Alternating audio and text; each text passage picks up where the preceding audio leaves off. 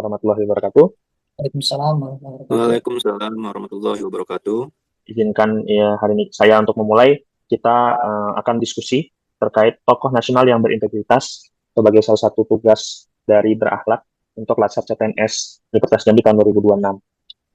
Bersama saya Muhammad Zelandi, NDH 40, ada Bapak Muhammad Rashidi Ridho, NDH 38, dan juga Bapak Muhammad Rusdodi Al-Fayed, NDH 39. Mungkin langsung saja kita akan membahas tokoh nasional kita yang memiliki value berakhlak, yaitu Bapak Bahardin Yusuf Habibie.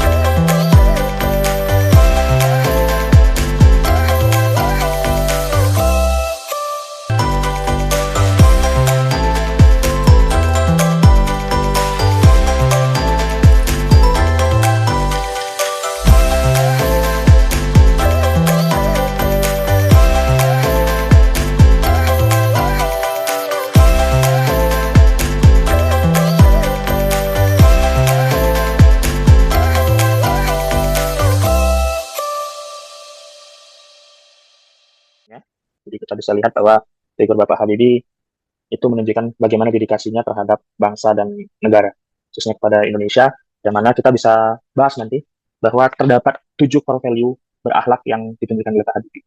Kalau yang saya tangkap, yang pertama adalah dia berdasarkan orientasi pelayanan, beliau terkenal sebagai pribadi yang ramah, humoris, dan supel, sehingga sangat mudah berbaur dengan segala kalangan elemen lapisan masyarakat.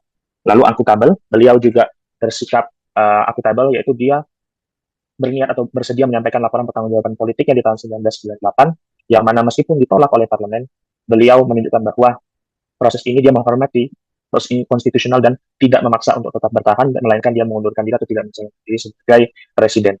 Lalu nilai kompetennya dia menunjukkan sebagai seorang engineer dari industri penerbangan, yang mana beliau juga merupakan tokoh besar di Indonesia dan merupakan role model bagi teknokrat yang sangat-sangat dijunjung tinggi. Mungkin ASN yang berakhlak itu ada poin 5 itu harmonis dan poin 4 ada harmonis dan 5 ada loyalitas. Nah, di poin 4 loyalitas kita bisa mengambil nilai dari Pak Habibie itu sendiri sebagai orang yang harmonis dalam melakukan tindakan ketika ada konflik seperti di Timur Leste pada beliau menjabat menjadi presiden, dan dia melakukan komunikasi yang harmonis sehingga tidak terjadi tegangan. Terus yang kedua juga ada dia memberi sebuah amnesti kepada lebih dari 100 tahanan politik dan membuka ruang demokrasi yang lebih luas. Dengan hal itu dia ingin memperedahkan ketegangan politik dan memulihkan hubungan negara dan masyarakat, dan sangat harmonis yang telah dia lakukan. Terus yang kelima ada poin loyalitas. Nah, dari core value ini kita bisa ambil nilai dari Pak Habibie, itu dia setia pada negara dan bangsa. Bagaimanapun dia juga telah banyak dapat tawaran dari luar negeri seperti negara Jerman, tapi dia memilih untuk banyak kontribusi kepada negaranya. Terus yang kedua, dia dari komitmen pada tugasnya sebagai seorang insinyur yang ingin melakukan pembangunan pada negara Indonesia sebagai menteri dan sebagai wakil presiden dan dia melakukan tugas dengan sangat loyal.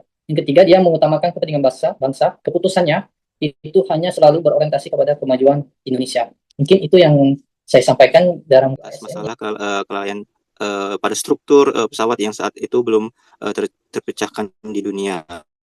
Dan saat transisi dari Orde Baru ke Reformasi, beliau juga mampu beradaptasi cepat dari seorang engineer menjadi pemimpin politik yang demokratis.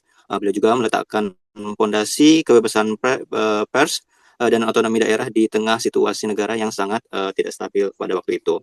Nah, untuk pada poin kolaboratif, dapat dinilai Bapak B.J. Habibie juga beliau menggandeng para ahli dari luar negeri untuk mendidik insinyur muda Indonesia yang dikenal sebagai anak buah Habibie. Itu beliau juga menyatukan berbagai industri strategis pada waktu itu.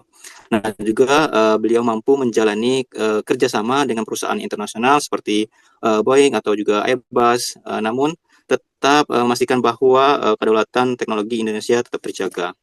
Nah, kedepannya sebagai ASN kita tidak boleh bekerja sendiri atau ditabung hampa. Kita juga harus menjadi ASN yang adaptif, kolaboratif, yang menjadi perekat antara unit kerja dan juga instansi tempat masing-masing, sehingga memiliki dalam keberhasilan instansi bukan lagi ditentukan seberapa hebat suatu individu, melainkan seberapa cepat kita beradaptasi dan seberapa kuat kita bekerja sama secara kolektif. Terima kasih. Saya kembalikan kepada moderator.